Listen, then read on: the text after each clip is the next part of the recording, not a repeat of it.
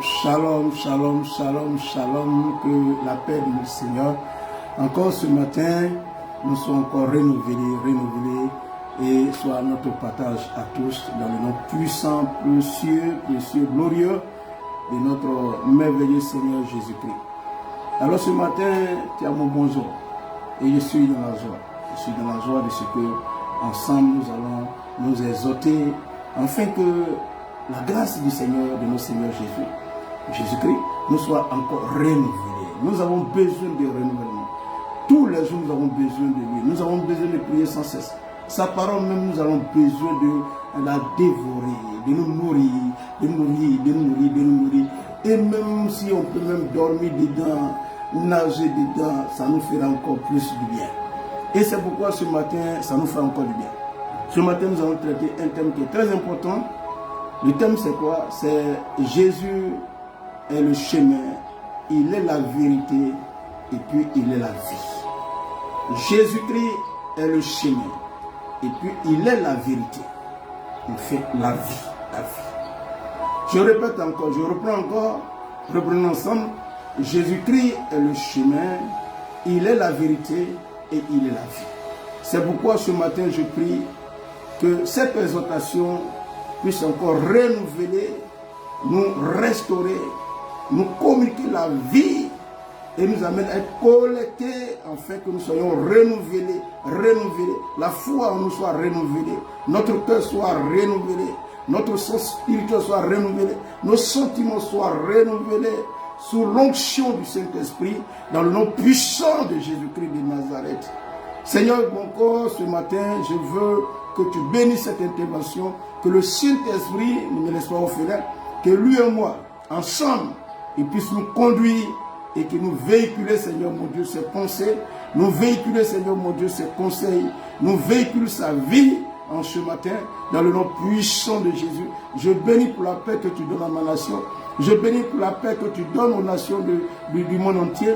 Je bénis encore pour la paix que tu donnes à Israël. Je bénis encore pour la paix que tu donnes à Jérusalem. Je bénis encore pour la paix que tu donnes aux voisins, que tu accordes aux voisins d'Israël. Dans le nom puissant de Jésus, en un mot, la paix dans le monde, Seigneur. Puisque tu es la paix dans le monde. Seigneur Jésus, c'est toi qui es la stabilité de ce monde. C'est toi qui nous donnes ta paix. Et cette paix-là, Seigneur mon Dieu, qui nous enrichit. C'est pourquoi je te bénis, Père. Je te bénis, ô Dieu de gloire. Je te bénis, majesté divine. Je bénis ta gloire et ton règne.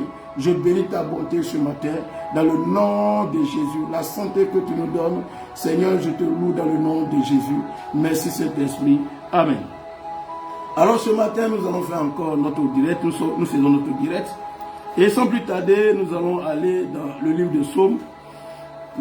Psaume chapitre 20, à partir du verset 8. Psaume chapitre 20, à partir du verset 8. Et j'aimerais que tu me suives. Psaume chapitre 20, à partir du verset 8, et nous allons aller jusqu'au verset, nous partons encore au verset 9. C'est-à-dire que le verset 8 et le verset 9 ce matin. Et c'est le message, ce sont les versets de notre exhortation. Ceux-ci s'appuient sur les chars, ceux-là sur leurs chevaux. Nous invoquons le nom de l'Éternel, notre Dieu. Eux, ils prient, ils prient et ils tombent. Mais nous tenons ferme. Nous restons debout. Oh, c'est merveilleux. Je reprends encore au verset 8 du chapitre 20 de notre exhortation. Le verset 8 d'abord. Ceux-ci s'appuient sur les chars. Ceux-là sur leurs chevaux. Nous invoquons le nom de l'Éternel, notre Dieu. Eux, au verset 9, eux, ils prient. C'est que je crois comme en acier, ils se croient en fer, souvent même là, ils se croient immortels, ils se croient inébranlables, ils se croient imbattables, ils se croient tellement puissants, comme un acier ne peut pas être plié par la main de quelqu'un d'autre. Est-ce qu'on peut plier un acier comme ça? Est-ce qu'un homme peut avoir la force et n'ont pas avoir les moyens de plier en acier. Et c'est comme ça, ils se disent qu'ils sont en acier, ils sont faits d'acier, l'orgueil, le pouvoir, le peu de pouvoir qu'ils ont, le peu de fonctions qu'ils exercent, ils se conforment en acier. C'est qu'ils sont intouchables, on ne peut pas les plier, on ne peut pas les toucher, non personne, ils sont inflexibles. Non. Ils sont forts, ils sont puissants. Mais la Bible dit ici, eux, ils plient, et ils tombent. Mais nous tenons ferme. Nous qui invoquons le nom de l'Éternel, en toute humilité pour dire, Seigneur, je ne suis rien d'autre, même si étant président de la République, étant roi, étant un grand fonctionnaire, étant une autorité militaire, même un puissant homme d'affaires, un richissime, un milliardaire, me dit, Seigneur mon Dieu, mes moyens que j'ai, Seigneur, sans toi, je ne suis rien. Le travail que j'exerce, l'intelligence, mon parcours, les études jusque-là, Seigneur, c'est grâce à toi que je suis là. Alors je ne peux pas prévaloir mon travail, mon titre, ma richesse, au-dessus, au-delà de ton nom, au-delà de ton bonté, au-delà de ton amour, de ta miséricorde, de ta force qui est avec moi, Seigneur. En un mot, Seigneur, c'est grâce à toi que je suis. C'est grâce à toi que je mange. Ce n'est pas mes milliards, ce n'est pas mon travail, ce n'est pas mon salaire, ce ne sont pas mes titres, ce n'est pas le pouvoir que j'exerce qui prend soin de moi en tant que tel. C'est ta pure grâce, Seigneur Jésus. Mon Dieu, c'est toi qui prends soin. Si je me réveille, c'est grâce à toi. Si je mange, ce n'est pas mon travail qui me nourrit, mais c'est toi qui prends soin de mon quotidien. C'est toi qui prends soin de ma famille. C'est toi qui me nourris. C'est grâce à toi que je vis en d'autres termes. Je vis grâce à toi l'Éternel mon Dieu. Il dit pour nous qui invoquons, nous invoquons, pour nous qui invoquons le nom de l'Éternel notre Dieu. Eux, ils prient, ceux qui comptent sur les chars, ils comptent sur eux-mêmes, ils comptent sur les amulettes, ils comptent sur leur, je ne sais pas, ils comptent sur les gris-gris, ils comptent sur leur, peut-être que ce qu'ils ont laissé derrière, ils comptent sur leur propre force, ils comptent sur leur pouvoir. Ceux-là, ils prient, et puis ils tombent. Mais nous tenons ferme et nous restons debout. Nous qui nous confions à l'Éternel, nous ne sommes rien d'autre que Dieu. Nous vivons grâce au Seigneur. Tout ce que nous faisons, c'est grâce à lui. Nous ne sommes rien d'autre que lui. Sans Jésus, je ne suis rien. Sans Jésus, tu n'es rien, mon frère. Nous ne sommes rien. Le monde n'est rien. Le monde n'est rien. Sans la paix, sans la vie, sans la lumière du Christ, le monde sombre dans l'obscurité des ténèbres. Qui tient le soleil? Qui tient la lune? Qui tient les astres? Qui tient les étoiles? Qui fait tourner le temps? Qui fait tourner le temps? Qui donne vie? Qui est la vie? Qui est le chemin donc? Qui est la vérité? Car c'est la vérité qui rend libre. Sans la vérité, il n'y a pas de liberté. Il n'y a pas de liberté. C'est qui? C'est Jésus. Notre chapitre ici, le chapitre 20, du verset 8 et le 9, il dit, ceux-ci, ils s'appuient sur les chars. Il faut voir leur orgueil, leur façon de s'enfler, taper la poitrine. Qui sait qui je suis? Ils se croient inflexibles, intouchables, même immortels. Pourtant, ce sont des hommes comme vous et moi. Ce sont des humains comme vous et moi. Et la Bible dit, ceux-ci s'appuient sur les chars. Ceux-là, ils s'appuient sur leurs chevaux. Nous invoquons le nom de l'Éternel.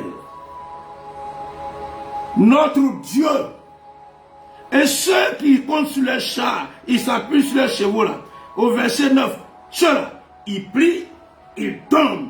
Mais nous qui nous confions à l'Éternel pour dire sans toi et sur rien, Jésus, mon cœur là, c'est toi qui le tiens. Si tu retires ta main de ce cœur-là, il s'arrête immédiatement puisqu'il n'y a plus rien à moi. Si mon cœur continue de battre là, qui donne cette substance à ce cœur de continuer de faire son travail, de m'entretenir, de me faire vivre, de me faire faire ce que je suis en train de faire présentement, actuellement avec vous et moi. C'est la main du Seigneur qui nous tient. Sans Jésus, sans son souffle de vie, sans ce qu'il nous aurait communiqué sur la croix, pour dire, Père, pardonne-les quand ils ne savent pas ce qu'ils font. Le monde ne sait rien aujourd'hui sans lui. Sans la souffrance du Christ à la croix de Golgotha, sans sa mort ainsi que sa résurrection, toi et moi nous sommes rien. Ce monde n'est rien. Ce monde sombrerait dans les ténèbres, dans la destruction totale. C'est la croix. C'est le sacrifice du Christ de Jésus qui a sauvé ce monde. C'est pourquoi il n'y en a aucun autre salut, un autre nom qui peut sauver sous le ciel, sur la terre, qui est le nom de Jésus. Aujourd'hui, mon intervention, c'est parce que l'actualité qui est en train de se passer dans ce monde. Et l'actualité qui a dominé ce monde ces temps-ci, ce sont les élections, c'est l'élection présidentielle américaine. Il y a beaucoup de leçons à tirer, beaucoup de leçons à tirer. Il y a eu beaucoup d'intervenants sur les réseaux sociaux, sur les chaînes de télévision, partout. Et certains ont donné, les politologues, certains ont donné leur point de vue, les analyses, ceci, cela, cela. Mais moi, j'aimerais partager ce que j'ai dû constater, les leçons que j'ai dû tirer personnellement de cette élection. Il y a eu deux mondes qui se sont affrontés. Mais aujourd'hui, le président actuel, qui a été élu, qui est élu comme président des États-Unis, qui est la nation la plus puissante au monde, sur tous les plans, économiquement, militairement, sur tous les plans. Je ne suis pas en train de faire de la politique, non, non, non. Mais c'est un constat et c'est un fait. Et c'est une réalité. Nous aussi, nous sommes dans ce monde. Nous sommes face aussi à la réalité. Nous avons nos points de vue. Et nous avons aussi nos responsabilités. La part du chrétien, le chrétien ne doit pas fuir sa responsabilité. Parce que la paix de ce monde, la stabilité de ce monde dépend de nous aussi les chrétiens. Puisque c'est notre Seigneur Jésus qui tient ce monde. Et si nous sommes du Christ, nous devrons aussi nous intéresser des choses, des affaires de ce monde. On ne doit pas se mettre à l'écart. On doit suivre aussi les affaires de ce monde. On doit intercéder pour les affaires de ce monde. On doit prier, on doit intercéder. Mais si nous ne sommes pas informés, tu vas intercéder en faveur de quoi? Il ne suffit pas seulement de dormir, te réveiller pour rendre grâce à Dieu pour ta famille. Oui Seigneur, merci pour mon pain quotidien. Merci, mon enfant est malade qui a... Non, non, non, non, non. De la manière que Jésus est la lumière de ce monde. Il dit, celui qui le suit ne demeure plus dans les ténèbres. Il nous a appris à gérer aussi, à nous intéresser aux affaires aussi de ce monde. Il est venu pour ce monde. Il n'est pas venu pour une maison en tant que telle. Il n'est pas venu pour une seule personne. Il est venu pour tout le monde. Donc nous aussi, nous sommes là pour tout le monde. Et le président, les Américains ont compris aujourd'hui. Ils ont compris qu'il y a un seul chemin. Il y a une seule vérité. Et il y a une seule vie. Et avant ces élections, sur les réseaux sociaux, j'ai commencé à constater, à voir et à apprécier des grands rassemblements de prières aux États-Unis, sur les campus. Parce qu'ils ont compris quelque chose. Ils ont compris qu'il y a quelque chose qui ne va pas. L'Amérique ne va pas bien, va très mal. Et ils se sont mis en cause. Ils ont commencé eux-mêmes à s'interpeller. Ils ont commencé à se poser des questions. Qu'est-ce qui ne marche pas pour la grande Amérique? L'Amérique a commencé à dégringoler. L'Amérique est en faillite. L'Amérique est devenue quelque chose. L'Amérique a commencé à perdre sa grandeur, sa gloire, son respect.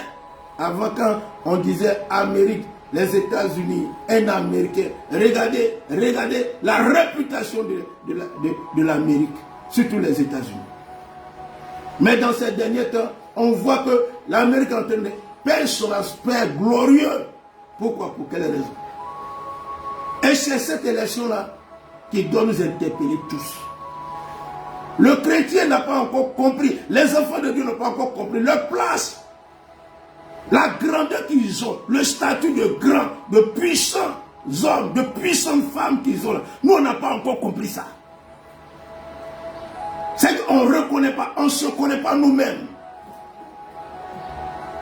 Nous-mêmes, là, on est désorientés sur notre propre statut, sur notre propre identité. On ne sait pas qui sommes-nous.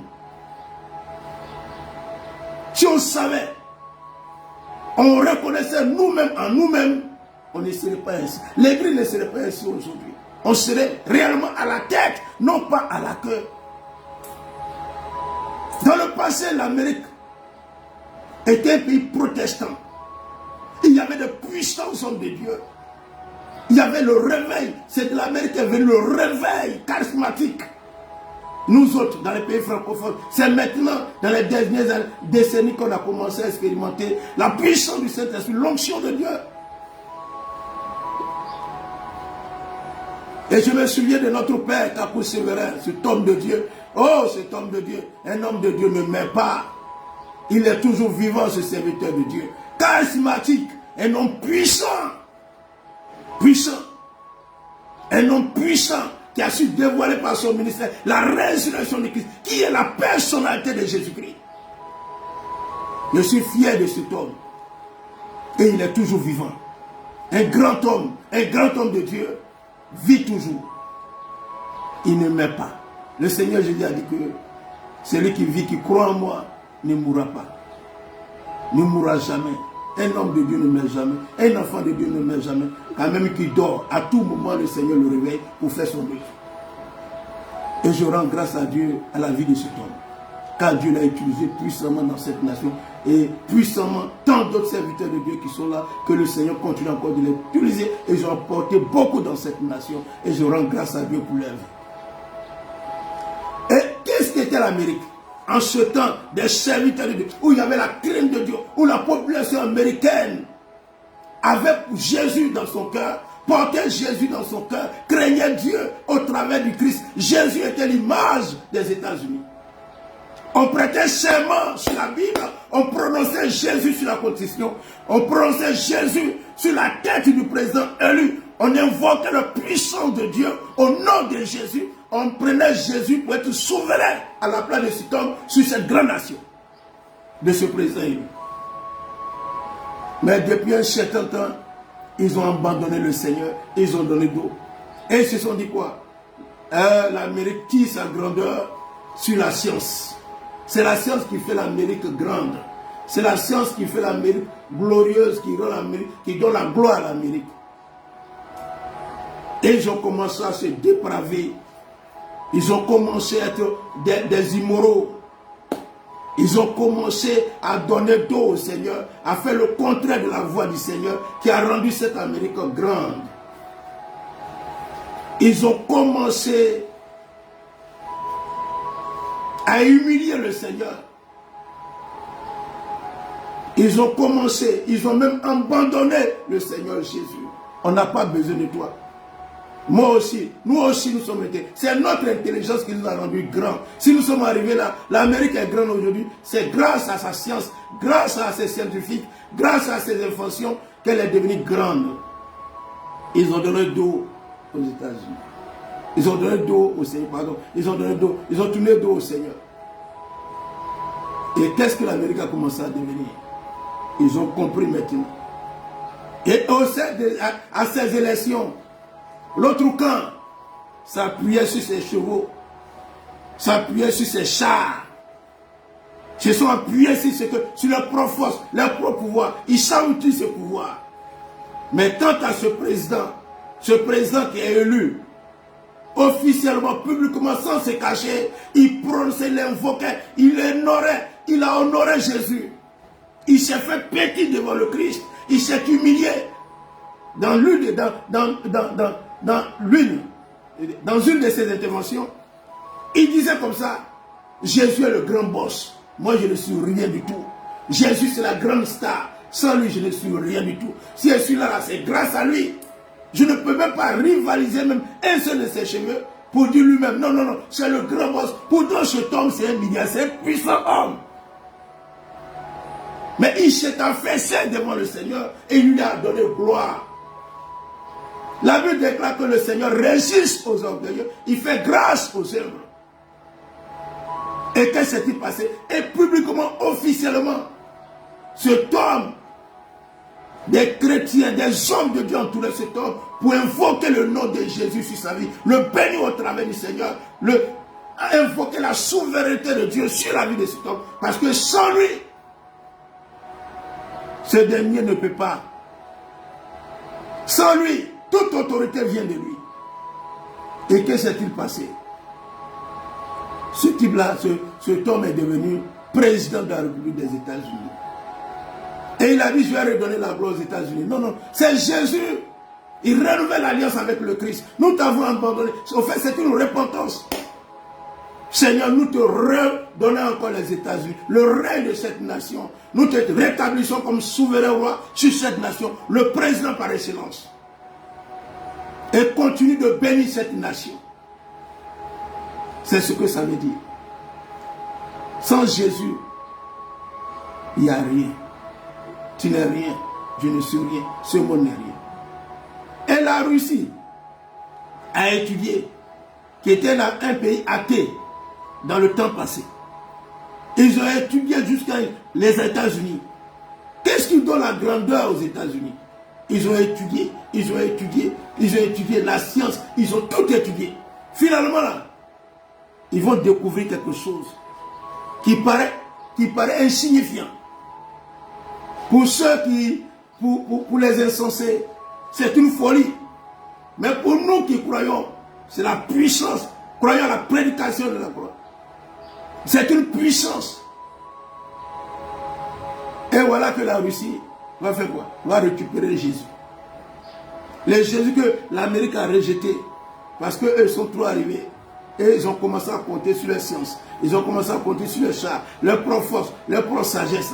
Ils ont rejeté la Russie a récupéré ça. Et le président russe a commencé à prêcher, honorer Jésus, prêcher Jésus, donner la gloire au Seigneur Jésus-Christ. Qu'est-ce que la Russie est en train de devenir? C'est pourquoi on ne doit pas vivre seulement dans ce monde. On ne doit pas seulement prier dans les 4 minutes de notre maison. On doit ouvrir aussi les yeux sur le grand, sur le monde, dans le monde, pour suivre certaines choses. Et puis, ça va nous amener aussi, ça nous interpelle, ça nous amène à prendre conscience, à se reconnaître en nous-mêmes. Si Jésus est capable de transformer ces grandes nations, rendre ces nations puissantes, bouleverser ces vies, bouleverser ce monde. Si les États-Unis, ils savent que sans Jésus, ils ne sont rien. Et ils récupèrent encore Jésus. La Russie aussi récupère Jésus. Regarde les deux puissants de ce monde. C'est que c'est Jésus qui les fait, et nous autres. C'est que si nous aussi nous comprenons que c'est Jésus est puissant, notre Seigneur est puissant, nous qui sommes les enfants, nous avons été conçus par ces gemmes, et ces gemmes sont en nous, et nous avons conçus comme ses propres enfants. Si nous comprenons qui sommes-nous, je crois que notre mentalité comprend qui sommes-nous, les choses vont changer. Nous ne serons plus les mêmes personnes. Alors ce matin, je suis en train d'interpeller si ces grandes nations, avec toutes les sciences, avec la domination militaire, même économique, mais sans Jésus-Christ, ils ne sont rien. À plus forte raison, toi. C'est pourquoi ce matin, c'est Jésus-Christ qui est le chemin, la vérité et la vie. Il n'y a pas deux chemins. Il n'y a pas deux vérités. Il n'y a pas deux vies. Sans Jésus, le monde n'en est rien. Sans Jésus-Christ, il n'y a pas de lumière et il n'y a pas de délivrance dans ce monde. Il n'y a pas de paix dans ce monde. C'est pourquoi ce matin, toi et moi, Jésus-Christ est notre Seigneur. Et je prie que les autres nations sur les hommes des États-Unis, de ce qui vient de se passer, sur les hommes de la Russie, sur toute l'Europe, qui a régné aussi le Seigneur, aujourd'hui reviennent à Christ. Toute l'Afrique adhère à ce chemin, à cette vérité et à la vie de Jésus-Christ. Et que l'Afrique comprenne qu'en sans Jésus-Christ, il n'y a pas de progrès, il n'y a pas d'épanouissement, il n'y a pas de paix, il n'y a pas de stabilité, il n'y a pas de lumière, il n'y a pas de prospérité. En un mot, il n'y a pas de bénédiction. Et s'il n'y a pas de bénédiction, il n'y a pas de vie. Ce matin, Jésus-Christ est Seigneur. Et je prie et que sa paix soit avec nous. Et je te bénis, et je bénis ton week-end, je bénis ta maison, je bénis ta famille. Et que nous sommes pratiquement dans le dernier mois de l'année. Et qu'il y ait de grandes choses. Il y ait de grandes choses dans ta vie. Il y ait la paix, il y ait l'amour, la joie, le bonheur, tout soit réuni. En fait que ta vie soit porteuse de témoignages de la part de notre Seigneur Jésus-Christ. Shalom, shalom, shalom et à très bientôt.